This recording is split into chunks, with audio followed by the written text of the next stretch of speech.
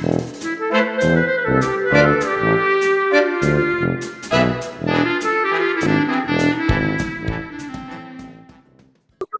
Valérie Porteret, je suis vraiment heureuse de faire votre connaissance. Également.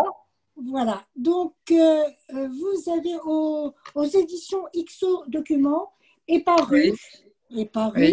ce document qui s'appelle Vous n'aurez pas les enfants, qui est préfacé par Serge Klarsfeld et Boris Cyrulnik, deux personnages ô combien importants et connus.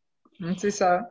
Alors, vous avez dit que vous avez eu l'idée d'écrire ce document quand vous étiez doctorante en histoire contemporaine et que vous cherchiez un sujet d'étude. Alors, c'est même plus ancien, hein, c'est-à-dire que j'ai commencé à travailler sur le sauvetage des enfants du camp de Vénissieux depuis 1992. Donc, j'ai fait une première recherche mémoire de maîtrise Lyon 3, ensuite un DEA, mais qui englobait une histoire plus générale parce qu'on avait peur de ne pas avoir assez sur l'affaire de Vénissieux, donc sur les préfets régionaux de Lyon. Et ensuite, Serge Klarsfeld, en 2012, m'a proposé, m'a conseillé de revenir voir mon premier directeur de thèse et lui proposer le sujet de thèse sur l'affaire de Vénissieux, emblématique de Vénissieux, parce qu'on avait absolument besoin qu'au niveau scientifique, ce soit validé par une thèse de doctorat. Et voilà, c'est ce que j'ai fait, accompagnée par un caméraman où je suis allée dans le monde entier, voilà, récolter la parole des témoins que je pouvais retrouver. Alors, expliquez-nous un petit peu ce qui s'est passé au camp de Vénissieux.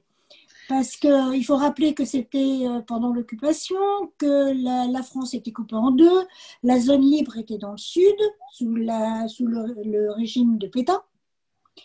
Et que s'est-il passé au camp de Vénissieux? Alors, si vous voulez, on se retrouve à la période du pic génocidaire, le terrible été 42, celui des grandes rafles des Juifs étrangers qui ont été sacrifiés par Pierre Laval, hein, bien entendu, qui avait évidemment aussi qui savait qu'après ça serait les Juifs français, mais en tout cas voilà, au cours de l'été 42, il organise des grandes rafles d'été 42 et donc il promet aux SS nazis de leur livrer 22 000 Juifs de la zone occupée et 10 000 Juifs étrangers de la zone dite libre. Et pour la région de Lyon, administrative de Lyon, préfectorale, qui comprenait 10 départements, il est prévu une grande rafle secrète qui doit se dérouler le 26 août 1942 au matin. On doit se rendre dans le domicile des Juifs étrangers entrés en France après le 1er janvier 1936, de certaines nationalités, notamment en fait des pays du Troisième Reich, l'Allemagne évidemment, et puis ceux envahis, l'Autriche, Tchécoslovaquie, la Sarre. Donc on a des catégories. Et on a aussi Vichy a déclaré que à l'issue de cette grande rafle, les personnes arrêtées seraient ensuite rassemblées au camp de Vénissieux, qui va servir, si vous voulez, pas de camp d'internement, mais plutôt de centre de triage, mis à la disposition du préfet de région pour trier les personnes avant de les livrer aux nazis à Drancy en vue de leur déportation à Auschwitz. Et heureusement, au début du mois d'août 1942, à la tête du plus grand service social à Vichy, le SSE, le service social des étrangers, on a un résistant qui s'appelle Gilbert Lesage, qui est connecté avec des membres des œuvres charitables juives, chrétiennes, catholiques, protestants, des agnostiques, qui travaillent déjà au sauvetage des Juifs internés dans les camps de la zone sud, qui dénoncent les maltraitances, les conditions terribles de ces camps qu'on appellera les antichambres d'Auschwitz. Ils ont, sur le terrain des grandes villes, ils ont mis en place aussi des actions de secours, d'assistance aux personnes qui arrivent. Et donc, du coup, ils se connaissent, ils ont confiance ensemble, ils ont leur propre association.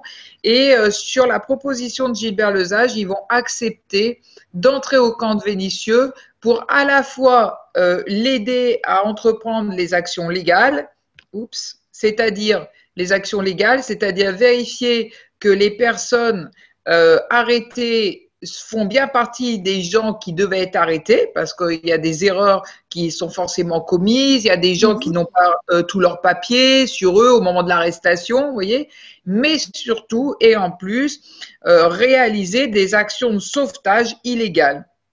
Alors, il y a eu en tout, en 3 jours, hein, c'est la plus grande action collective de sauvetage jamais entreprise dans un camp en France, que par l'intelligence et l'esprit, ces personnes qui sont des grands personnages déjà du sauvetage, hein, vont entreprendre une opération coup de poing qui va permettre la libération de 471 personnes, dont les 108 enfants. Alors, à propos des enfants, justement, c'était des enfants de juifs étrangers nés en France. Pour certains. Pour certains. Pas pour tous, hein. Exactement. Et alors, à partir de là, il y a des femmes, des hommes religieux, laïcs, des associations qui vont donc s'unir pour essayer de sauver ces enfants à partir d'un stratagème. Expliquez-nous un peu ce qu'est ce stratagème. Voilà, alors le stratagème est mis en place lors de la terrible journée du 28 août où on demande des chiffres. Hein.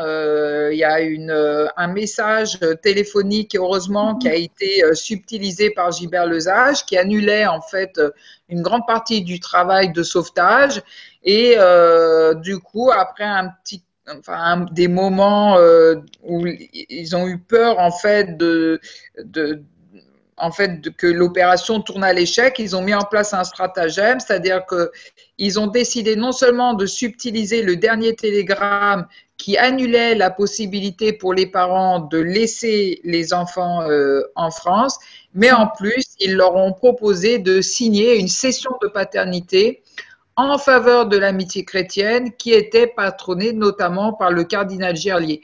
Amitié chrétienne qui était une œuvre charitable qui datait de mai 1941, mais qui existait en fait dans sa genèse déjà depuis 1934 sous la forme d'un comité d'aide aux Allemands, qui est devenu ensuite un comité d'aide aux Allemands et Autrichiens, puis un comité d'aide aux réfugiés, puis de fil en aiguille, c'est l'amitié chrétienne. Et pourquoi l'amitié chrétienne patronnée par le cardinal Gerlier? C'est parce que c'est le primat des Gaules, c'est le plus grand personnage d'autorité de l'Église en zone dite libre, et on sait très bien qu'à l'issue de l'exfiltration des enfants, la police évidemment cherchera à remettre la main sur ces enfants et qu'il fallait une autorité assez forte pour faire face aux réclamations de Vichy. Et les œuvres juives, catholiques, protestantes, évidemment, avaient compris qu'il fallait s'appuyer sur un homme fort et un homme qui, évidemment, à l'issue de ces opérations de sauvetage, devrait engager un face-à-face et avec le préfet et avec toutes les autorités, Laval, Bousquet, puisque de toute façon, et c'est ce qui se passera, ils veulent remettre la main sur ces enfants. Et non seulement le cardinal Gerlier va refuser de donner les adresses des enfants, mais en plus, et ça c'est vraiment la conclusion des travaux de Klarsfeld, si vous voulez, mon affaire illustre la conclusion des travaux de Klarsfeld, c'est-à-dire que l'affaire de Vénissieux marque le tournant de la politique de Vichy, puisque si vous voulez, en juillet 1942, ils ont négocié la déportation Oui, je vous écoute. Si vous voulez, ça marque vraiment un tournant, puisque presque 3 semaines avant, un mois avant, Laval négociait auprès des nazis, prêtait sa police, sa gendarmerie, et même demandait que les enfants soient sacrifiés aux autorités SS. Oui. Et après cette affaire de Vénissieux et le face-à-face et la position claire et nette prise par Gerlier, qui leur dit: vous avez très mal agi et je vous conseille de demander maintenant au SS de ne plus vous soumettre de convoi de déportation. Et ce tournant-là, si vous voulez, c'est celui qui explique, et ceci en lien avec l'appui des œuvres et des mouvements et de la population française qui va tendre la main, puisque la seule cachette véritablement qui donnait l'assurance de sauver ses enfants jusqu'à la fin de la guerre, et c'était encore 2 années de guerre, c'était de les placer dans des familles non juives, puisque Joseph Veil, Bien sûr. notamment de Lozé, qui était présent au camp, qu'on appelait le pessimiste, avait déjà ce souci, c'est que même si dans les premières heures, les enfants étaient placés dans des familles juives françaises, d'ailleurs, les familles juives françaises ont été très proches de la cause de leurs coreligionnaires. Autour de Lyon, on a beaucoup, par exemple, de juifs alsaciens qui déjà aidaient, Mhm. qui ont accueilli ces enfants, mais ensuite qui très vite ont accepté de faire confiance et de les confier à des familles ou des institutions non juives parce que eux-mêmes comprenaient qu'ils étaient la cible des rafles à venir. Et c'est d'ailleurs ce qui s'est produit. Voilà. Et ces enfants ont donc été adoptés par ces familles qui les ont recueillis. Non, ils ont été Ils ont pas été... protégés. Non. En fait, au camp de Vénissieux, il avait été demandé aux parents de faire part, évidemment dans une certaine panique, mais de leurs souhaits. Et l'OC aussi était C'est là ça. et une promesse avait été faite aux parents que de toute façon, après la guerre, soit ils seraient remis évidemment à leurs parents rescapés. Malheureusement, ça n'a pas été le cas pour beaucoup, puisque la plupart de ces enfants vont être orphelins d'au moins un des parents et le plus souvent des deux parents. Mais il avait été dit qu'ils seraient remis aux rescapés de leur famille, membres de leur famille. Et c'est pour ça d'ailleurs que, si vous voulez, le moment le plus douloureux pour ces enfants, c'est la nuit de séparation, où Voilà, là, ils c'est se ça. souviennent de cette terrible nuit, c'est-à-dire celle où ils ont vu pour la dernière fois leurs parents. C'est Et ça. puis, à l'issue de la libération, ce moment où ils ont dû quitter leur sauveteur de cœur, ceux qui non seulement les avaient cachés, mais les ont aimés. Et c'est vrai que moi, en retrouvant ces enfants sauvés, en prenant leur témoignage, en prenant le témoignage des enfants des sauveteurs, on s'aperçoit que ces enfants ont été aimés comme les autres enfants de ces familles, ou pour les veuves, comme si c'était C'était les propres leurs. enfants. Et d'ailleurs, aujourd'hui, ceux qui sont rescapés sont toujours là pour défendre cette idée. Et d'ailleurs, c'est pour ça que, si vous voulez, nos sauveteurs, non seulement ont sauvé des vies, mais si vous voulez, ont sauvé aussi une histoire d'amour entre la Tout France et à ses familles. fait. Tout à fait.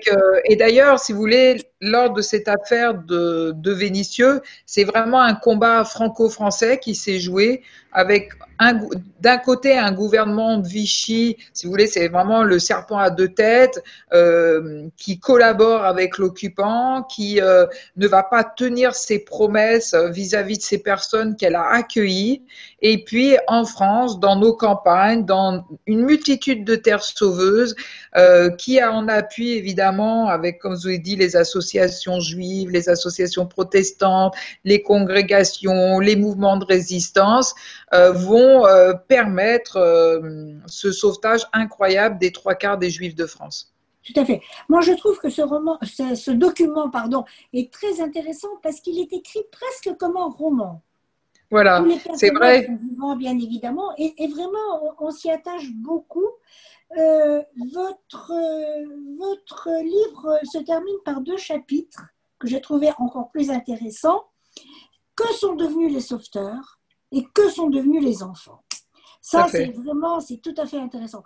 Moi, personnellement, je pense que c'est un document qui devrait vraiment figurer dans tous les programmes scolaires des Voilà. collèges et des lycées, parce Oui. que non seulement c'est un document historique, mais c'est un formidable enseignement de comportement humain.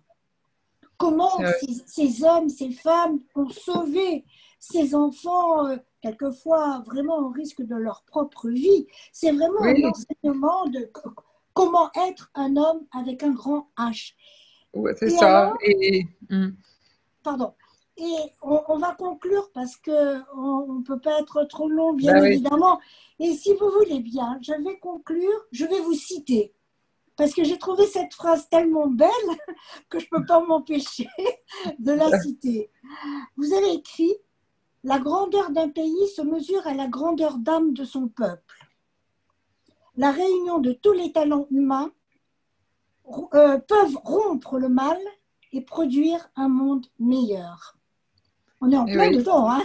C'est ça, c'est pour ça que non seulement c'est un récit historique C'est ça. euh, qui nous permet de comprendre une affaire emblématique, particulière de la Shoah, mais c'est également un modèle qu'on peut encore suivre aujourd'hui, qui défend des Exactement. valeurs humaines, des valeurs de la République, qui nous donne du souffle, qui nous montre qu'au moment des pires périodes, comme là, au moment du pic génocidaire, au moment où l'Allemagne remporte toutes les victoires, où on est envahi, des gens sans armes, sauf 471 personnes, Exactement. provoquent un tournant, offrent aux gens qui savaient peut-être pas exactement comment faire, la possibilité de tendre la main. Et surtout, c'est l'union de tous les talents.